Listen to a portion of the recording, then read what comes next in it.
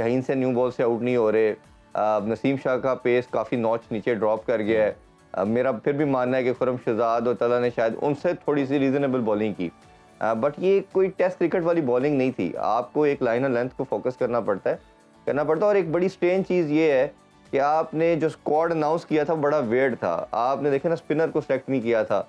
हुरैरा इतने रन्स करके आया, कामरान गुलाम 3-4 साल से कंसिस्टेंट परफॉर्म कर रहा है डोमेस्टिक में, आप स्क्वाड में रखते हैं, आपने फिर नहीं रखा। 2 चेंजिंग की गई हैं प्रीवियस मैच में। शाहीन शाह अफरीदी को ऑब्वियसली जिनके बेटे की बर्थ हुई, और वैसे भी उनका जो पेस भी नॉच ड्रॉप कर गया है, नई बॉल से बॉल उनकी सीम और स्विंग भी नहीं हो रही। आई डोंट नो ये क्या रीज़न है कि हमारे क्रिकेटर टॉप से स्टार्ट करते हैं और फिर उनकी परफॉर्मेंस डिक्लाइन की तरफ आती है। 2 चेंजिंग स्क्वाड में रखी गई हैं।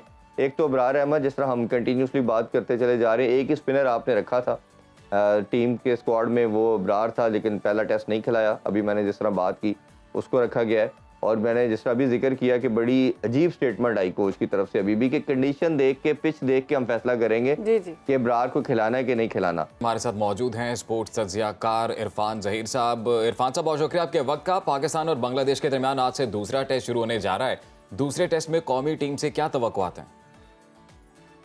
देखें, ये बड़ी एक सैड और अनफॉर्चुनेट चीज़ है कि पाकिस्तान अब हिस्ट्री में कभी बांग्लादेश से टेस्ट मैच नहीं हारा था। ये पहली दफ़ा हो चुका है। अगर थोड़ा सा पीछे लेके जाएं आपको, तो T20 में हम आयरलैंड से पहली दफ़ा हारे, ODI वर्ल्ड कप में अफगानिस्तान से पहली दफ़ा हारे, और ये एक ऐसा तसलसल स्टार्ट हो चुका है जो कि बड़ा पाकिस्तानी क्रिकेट के लिए हर्टफुल है, और मेरा ख्याल है कि जो फैंस को बड़ा मायूस करे। Coming back to your question, obviously आपने कोई ऑप्शन नहीं आपके पास। अगर जो 1 साल से डिज़ास्टर हो रहा है, ये विक्ट्रीज के अलावा ख़त्म हो नहीं सकता, और आपको विक्ट्री एट एवरी कॉस्ट चाहिए। अगर शान मसूद का आगे टीम में फ्यूचर में कोई उनका पार्ट है as a player, as a captain, तो ओबियसली वो चाहेंगे अब। तो ये मेरा ख्याल है मैच मस्ट विन है, और बहुत सारे प्लेयर के ऊपर क्वेश्चन मार्क आ जाएंगे। जिस तरह की बुरी परफॉर्मेंस हमारी बॉलिंग लाइनअप ने की, शाहीन से न्यू बॉल से आउट नहीं हो रहे, नसीम शाह का पेस काफ़ी नॉच नीचे ड्रॉप कर गया है। मेरा फिर भी मानना है कि खुरम शहजाद और तला ने शायद उनसे थोड़ी सी रीज़नेबल बॉलिंग की, बट ये कोई टेस्ट क्रिकेट वाली बॉलिंग नहीं थी। आपको एक लाइन और लेंथ को फोकस करना पड़ता है और एक बड़ी स्ट्रेंज चीज़ ये है कि आपने जो स्क्वाड अनाउंस किया था बड़ा वेird था। आपने देखे ना, स्पिनर को सेलेक्ट नहीं किया था। हुरैरा इतने रन्स करके आया, कामरान गुलाम 3-4 साल से कंसिस्टेंट परफॉर्म कर रहा है डोमेस्टिक में, आप स्क्वाड में रखते हैं, आपने फिर नहीं रखा। और अभी कल जो स्क्वाड अनाउंस किया गया है उसमें भी आप देख लें, दोनों प्लेयर नहीं है।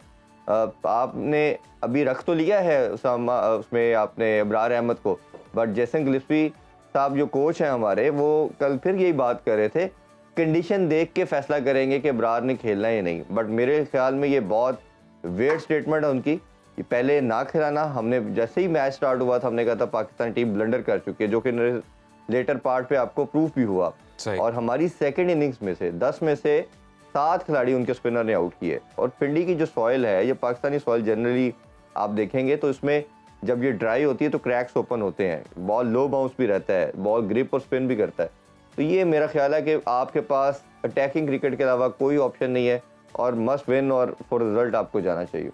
ठीक है इरफान, दूसरे टेस्ट में कौमी टीम में मिस्ट्री स्पिनर अबरार अहमद और कामरान गुलाम को स्क्वाड में शामिल किया गया है। दूसरे टेस्ट के लिए कौमी प्लेइंग 11 में आप क्या समझते हैं, मजीद तब्दीलियाँ हो सकती हैं? बिल्कुल, अभी हम देख रहे हैं कि 2 चेंजिंग की गई हैं प्रीवियस मैच में। शाहीन शाह अफरीदी को ऑब्वियसली जिनके बेटे की बर्थ हुई, और वैसे भी उनका जो पेस भी नॉच ड्रॉप कर गया है, नई बॉल से बॉल उनकी सीम और स्विंग भी नहीं हो रही। आई डोंट नो ये क्या रीज़न है कि हमारे क्रिकेटर टॉप से स्टार्ट करते हैं और फिर उनकी परफॉर्मेंस डिक्लाइन की तरफ आती है। 2 चेंजिंग स्क्वाड में रखी गई हैं। एक तो अबरार अहमद, जिस तरह हम कंटिन्यूसली बात करते चले जा रहे हैं, एक ही स्पिनर आपने रखा था टीम के स्क्वाड में, वो अबरार था, लेकिन पहला टेस्ट नहीं खिलाया। अभी मैंने जिस तरह बात की उसको रखा गया है। और मैंने जिस तरह अभी जिक्र किया कि बड़ी अजीब स्टेटमेंट आई कोच की तरफ से अभी भी कि कंडीशन देख के, पिच देख के हम फैसला करेंगे कि अबरार को खिलाना है कि नहीं खिलाना। और अगर नहीं खिलाया जाता तो मेरा ख्याल है कि बांग्लादेशी बहुत खुश होंगे इस चीज़ पे, इस डिसीजन पे, क्योंकि मैं इसको फिर कंसीडर एज ए ब्लंडर करूँगा और पाकिस्तान के लिए बहुत ट्रबल हो सकती है। देखिए, स्पिनर को खिलाने के 2 फ़ायदे हैं।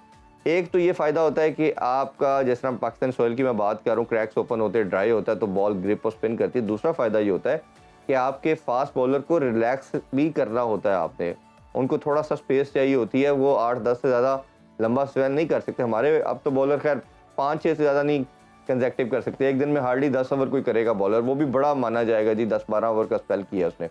तो ये आपने दोनों पॉइंट ऑफ व्यू को माइंड में रखते हुए स्पिनर को इंडक्ट किया है। सलमान अली आगा पे आपने बर्डन डाला, आपने देखा कि उसकी परफॉर्मेंस बहुत बुरी रही, उसने बैटिंग और बॉलिंग दोनों में वो खास परफॉर्म नहीं किया। खैर बॉलिंग तो उनकी हम उस तरह कंसीडर कर भी नहीं सकते एज ए स्पिनर, तो इब्रार को मस्त खिलाना चाहिए मस्त। और दूसरा मीर हमजा को रखा गया है, मेरा ख्याल है कि शाहीन की जगह मीर हमजा के साथ जाएंगे। और मेरा तो अपना बिलीव ये है कि नसीम शाह भी मुझे कोई अच्छी निक में अच्छी फॉर्म में नज़र नहीं आ रहे, उनका कोई बेहतरी नहीं है। तो आपका डोमेस्टिक की कंडीशन को जो लड़का डोमेस्टिक खेला हुआ है उसको देना चाहिए। और पेस मीर हमजा का भी कोई बहुत ज़्यादा नहीं है, उनका भी पेस ऑलमोस्ट 130 नॉट्स का, बट उनकी एक चीज़ अच्छी है जो आपने ऑस्ट्रेलिया में भी देखी होगी कि एक सर्टन लाइन और लेंथ को वो फॉलो करते हैं, उस पर बॉल पिच करते हैं और अर्ली ऑन उनका बॉल थोड़ा डेविएट भी करता है, सीम और स्विंग भी करता है। तो मेरा ख्याल है कि ये दोनों प्लेयर्स को आपको मस्ट टीम में रखना चाहिए। इरफान, वक्त की किल्लत है, माजरत के साथ जाते जाते ये बताइएगा कि पीसीबी ने चैंपियंस कप के लिए मुकर्रर किए गए मेंटोर्स पर पैसों की बारिश कर दी। एक मेंटोर को माहाना 50 लाख और सालाना 6 करोड़ रुपए अदा करने का फैसला किया गया। डोमेस्टिक क्रिकेट में अदा किया जाने वाला ये रिकॉर्ड मुआवजा यकीनन। तो मेंटोर्स को इतनी कीमत अदा करना, इतना बड़ा मुआवजा देने की वजह क्या है? देखें, ये बड़ी डिबेटेबल एक डिस्कशन है, इस पे मेरी काफ़ी एक्स क्रिकेटर से भी बात हुई है, फॉर्मर टेस्ट कैप्टन से भी बात हुई है। उन्होंने कहा कि आपका जो सुप्रीम इवेंट है वो काज़म ट्रॉफी है, इसकी बजाय आप उस पर इन्वेस्ट करते हैं। दूसरा उनका मानना ये है, जिसको मैं भी खुद भी इंडोर्स करता हूँ, कि आपका ये इवेंट चैंपियन ट्रॉफी से पहले होना चाहिए था, चैंपियन कप, ताकि आपकी ओडीआई की कुछ प्रैक्टिस होती। अभी तो चैंपियन ट्रॉफी में बहुत टाइम है, अभी आप जैसे T20 वर्ल्ड कप से पहले आप T20 का इवेंट रखते हैं, टेस्ट चैंपियनशिप चल रही है तो आप टेस्ट के मैचेस रखते हैं कि लड़कों को उसमें कुछ प्रैक्टिस मिले। तो एक तो बात ये है। दूसरा, ये पैसे देना तो मसला नहीं है, पीसीबी के पास पैसा है, चले दे भी दे, कोई हमें उससे कोई किसी से इख्तलाफ नहीं है, पैसा जितना मर्जी दे, इवन प्लेयर को भी दे। लेकिन आउटकम क्या है आपका सिस्टम में, आप अकाउंटेबल किस तरह करते हैं? क्या ये जो 5 मेंटोर हैं ये हमें ज्यादा नहीं तो क्या 2-2 प्लेयर ऐसे दे सकते हैं कि जो पाकिस्तान को डोमेस्टिक में से निकाल के सर्व कर सकें? आपका कोई भी एक्स क्रिकेटर ग्राउंड में जाके लड़कों को कोच करने के अलावा तैयार नहीं है। सिर्फ 1-2 नाम आपको मिलेंगे, आकिब जवेद कोचिंग की तरफ